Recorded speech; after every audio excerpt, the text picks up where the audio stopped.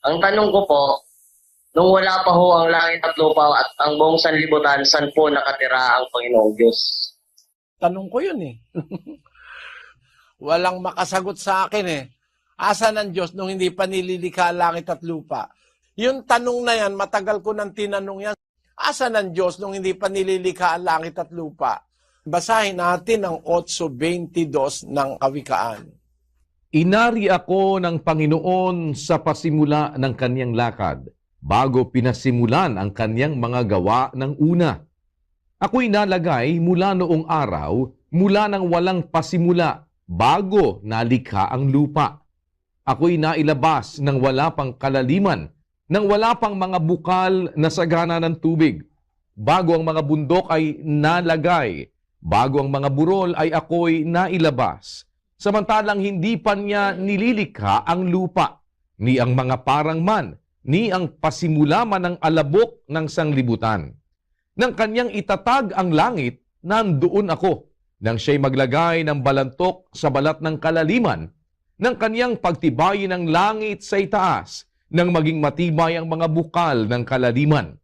Nang bigyan niya ang dagat ng kanyang hangganan, upang huwag salangsangin ng tubig ang kanyang utos, nang kanyang iayos ang mga patibayan ng lupa. Nasa siping nga niya ako, na gaya ng matalinong manggagawa, at ako ang kanyang ligaya sa araw-araw, na nagagalak na lagi sa harap niya, na nagagalak sa kanyang tinatahanang lupa. Bago pala nilikha ng Diyos ang ating lupa, ang earth, bago niya nilikha ang earth na ating lupa, meron siyang tinatahanang lupa, the habitable part of His earth. The Bible uses the term habitable part of His earth. The Lord Jesus Christ, being the wisdom of God, speaking in this verse, is rejoicing in the habitable part of His earth, of the earth of the Lord. The Lord possessed me in the beginning of His ways, before His works of old. He was speaking about Himself and the Lord. And the wisdom says, when He established the heavens, I was there. Tapos dun sa verse 31, ang sabi niya doon, rejoicing in the habitable part of His earth, nagagalak sa kanyang tinatahanang lupa. Merong tinatahanang lupa ang Diyos bago niya nilikha ang langit at ang lupa. So hindi siya sa langit nakatira nung umpisa. Meron siyang tinatahanang lupa, habitable part of His earth. Kaya mga kapatid, ito, impormasyon ito from the wisdom of God. Yung nagsasalita sa 8:22 ng Proverbs is the wisdom of God. And that wisdom, as revealed by the Apostle Paul, is the Lord Jesus Christ. 1 Corinthians 2:8, start it from verse 6, Brother Daniel. Howbeit we speak wisdom among them that are perfect, yet not the wisdom of this world, nor of the princes of this world that come to naught.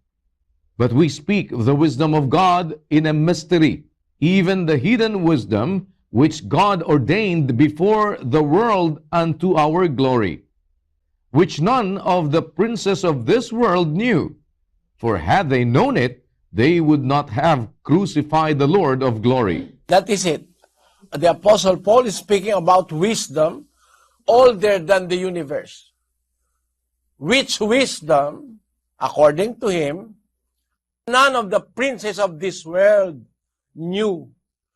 For had they known it, they would not have crucified the Lord of glory.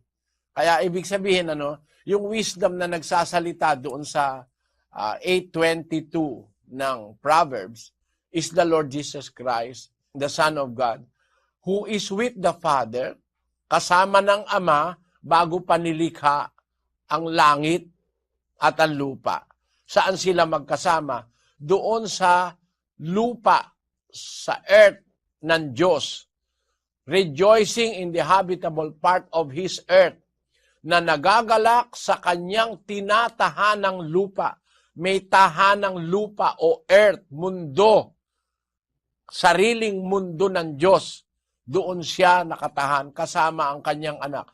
Magkasama na kasi sila bago pa nilikha ang sanlibutan. Kaya nga hindi tao yan si Kristo eh. Basahin natin ang 17:24 ng Juan. Ama, yaong mga ibinigay mo sa akin ay ibig ko kung saan ako naroroon, sila naman ay dumuong kasama ko, upang makita nila ang kaluwalhatian ko na ibinigay mo sa akin, sapagkat ako'y iyong inibig bago natatag ang sanglibutan. Kasama na sila bago natatagan sa libutan eh. Doon nga sila magkasamang mag-ama sa tinatahanang lupa ng Ama.